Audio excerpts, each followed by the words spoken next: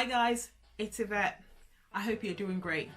Thanks once again for joining me on this series. So we've been looking at, what is debt and, why we get into it. And over the last few episodes, we've been talking about how to get out of debt. We've looked at the strategy and we've been looking at our actions. So we're just taking each action. And today we're talking about living on your budget. So last time we talked about creating a budget. So after you create the budget, it shouldn't just be some numbers on a spreadsheet or on an app or in your book somewhere, but you should actually be able to stick to it, because that's the only time it's going to be effective. The budget is not going to do the work for you. You still have to do that job. When we talk about living on your creator budget, one of the very first things that will be very helpful, it's for you to live below your means. All right, so live on less than you make. By now you should know all your income sources. You should know your expenses, your commitment,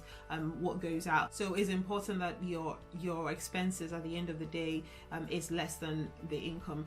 And if your budget from the last time is showing anything else, then it's a good opportunity for you to go back and have a look at where you can make some adjustments. One of the ways that we found really helpful when it came to sticking to a budget was using the cash envelope system to just separate your spending. So you can use either a physical envelope and take money out, the actual cash, and put it in an envelope, or you can use bank accounts. I like to call that the e-cash envelope, just because it's electronic.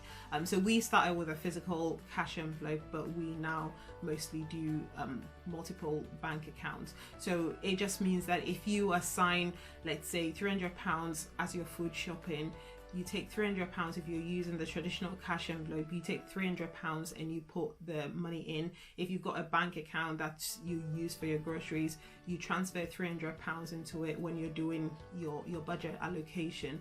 And what that means is that's how much you spend that month. It's definitely a great way to help you stick to your budget. You can also use them to create sinking funds. A sinking fund is money that you put aside regularly to cover an irregular expense. So let's say your car maintenance, for instance, you're not going to do it every month, but it's coming up. What you do is you take money every month to put aside for it. So again, if you're using the traditional cash envelope, you can take out, depending on how much you've estimated it to be, you can then take out whether £20, £30, £50 a month and put it away towards it, so that when it comes to that event or occasion, you're not relying on credit to finance it. So have a think about what would work for you, what is feasible, what's practical for your lifestyle, for your situation, whether it's the traditional cash envelope or the multiple bank accounts, and look at the categories that you'd want to organize